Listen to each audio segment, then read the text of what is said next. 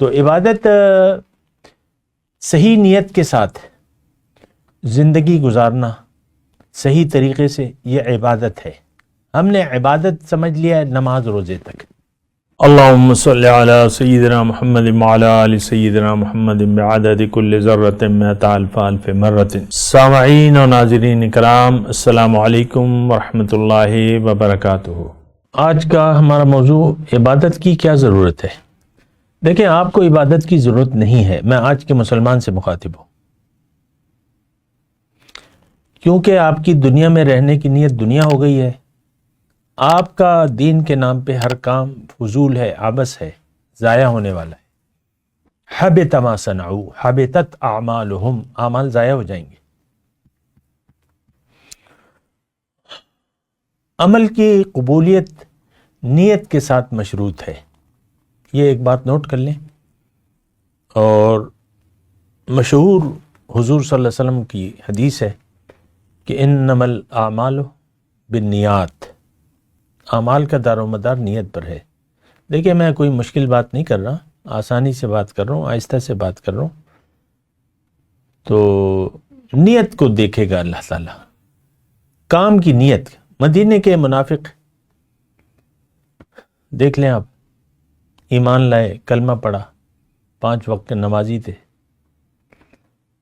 صدقات، چندے اور مجاہدہ جو بھی جہاں جو قتال کے لیے جاتے تھے، بعض میں منافق بھی شریک ہوتے تھے، لیکن نیت نہیں تھی، نیت خراب تھی، یقین نہیں تھا، زبان سے کہہ دیا تھا۔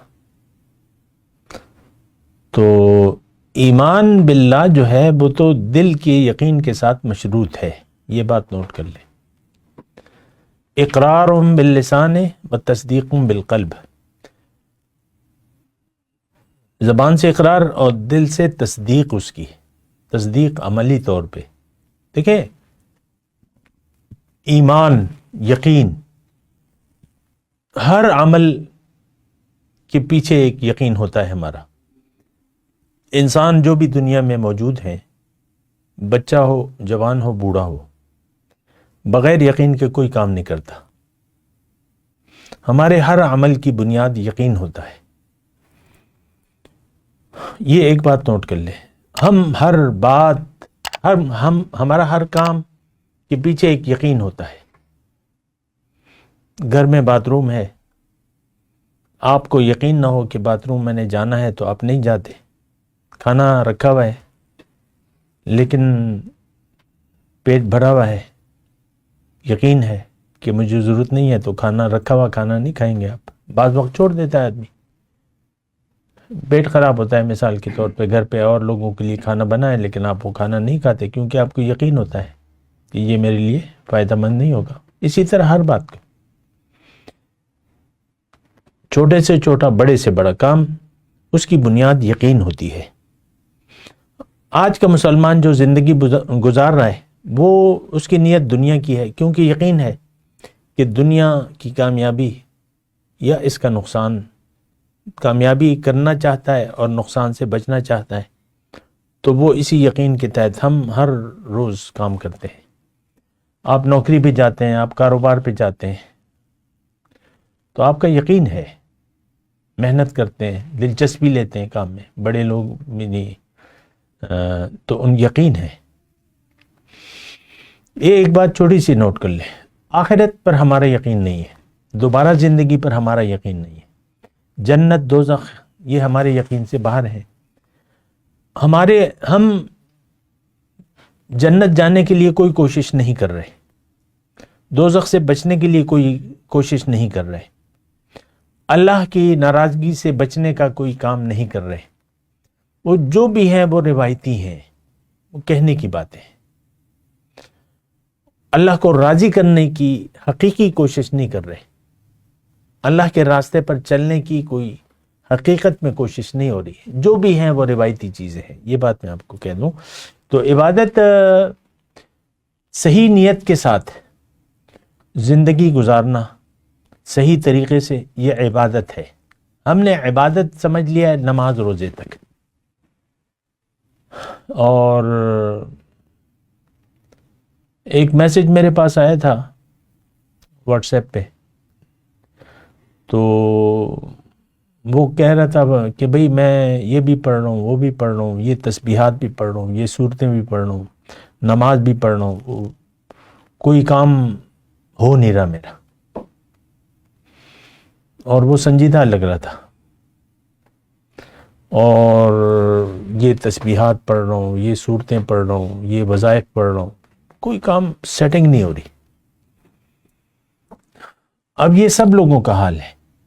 دین کو یہ وظائف کے ذریعے جو بھی مسئلہ ہوتا ہے، ہم کہتے ہیں کوئی وظیفہ بتائیے، رزق کی فراخی کا وظیفہ بتائیے، تعویذ دیجئے کوئی۔ اکثر دکانوں پہ آپ دیکھ لیں پیران صاحبان نے مریدین کو نقش لکھ کے دیا ہوگا کہ یہ لٹکا لو۔ تو خیر، میرا آج کا موضوع یہ ہے کہ عبادت کی کیا ضرورت ہے۔ دیکھیں، جو مخلوق اپنا کام چھوڑ دے وہ بیکار ہو جاتی ہے۔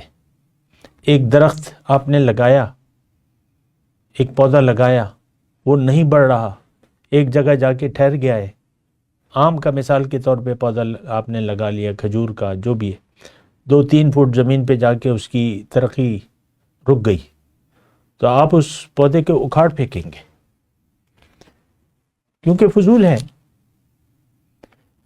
تو یہ ہمارا ہر چیز کے ساتھ، جو چیز اپنا کام چھوڑ دے ہم اس سے رخ پھیر لیتے ہیں۔ یہ پین ہے میرے پاس، اگر یہ اپنا کام چھوڑ دے تو میں اس کو ردی کی ٹوکری میں ڈال دوں گا۔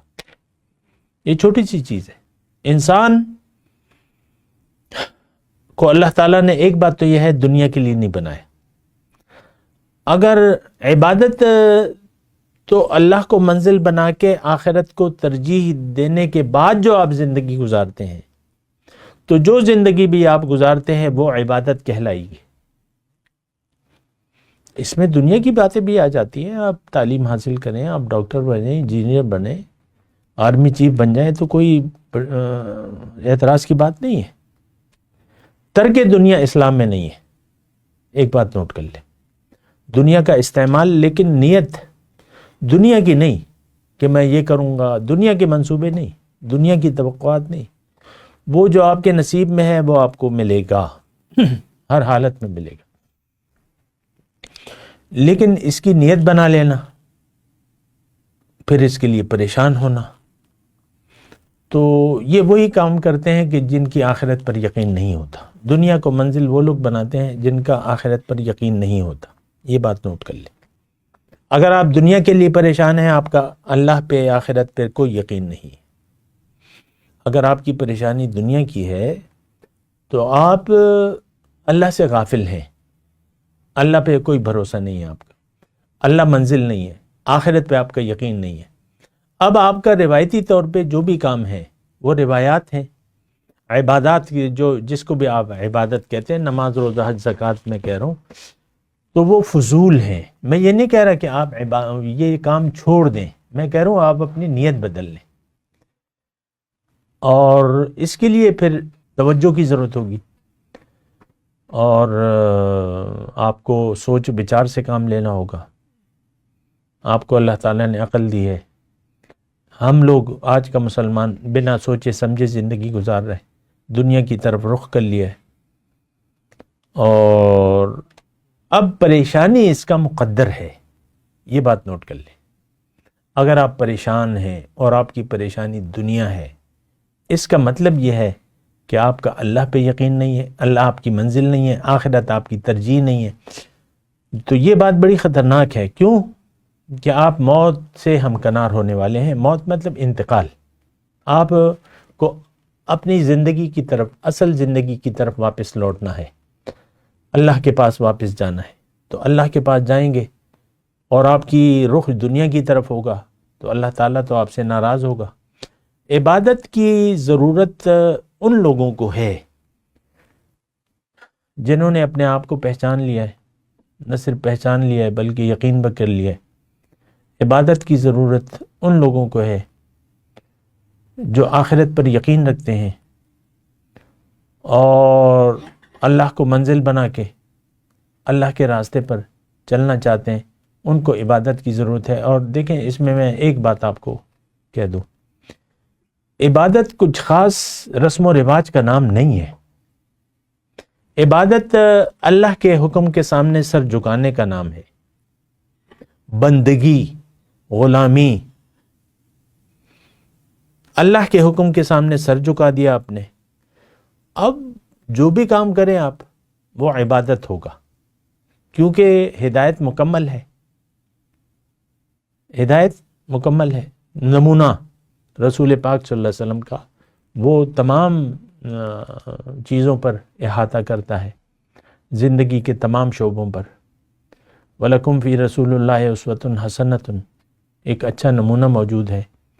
تو یہ عبادت ہے۔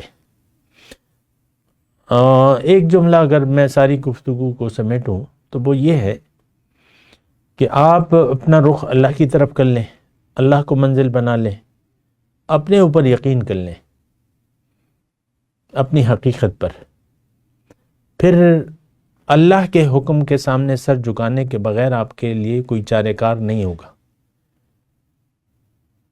کیونکہ آپ اس کے ہیں، وہ آپ کا ہے، پھر آپ نے واپس جانا ہے اس کے پاس۔ انا للہ و انا الیہ راجعون، آپ نے واپس جانا ہے، اور پھر وہ پوچھ گچھ بھی کرے گا۔ اکیلے آپ کھڑے ہوں گے، آپ سے پوچھے گا کہ بھئی کیا کر کے آئے ہو، کیوں نہیں کی میری عبادت، کیوں نہیں کی میرے حکم کے سامنے سر کیوں نہیں جھکایا، مجھے منزل کیوں نہیں بنایا، کیوں دنیا کو منزل بنا لیا، کیوں دنیا کے لیے پریشان رہے۔ یہ ساری باتیں سوچ و بچار سے تعلق رکھتی ہیں، سوچ کر کوئی قدم اٹھائیں، اپنے اوپر رحم کریں۔ وآخر دعوانا الحمدللہ رب العالمین۔ مولاي صل وسلم دائما ابدا على حبيبك خير الخلق كلهم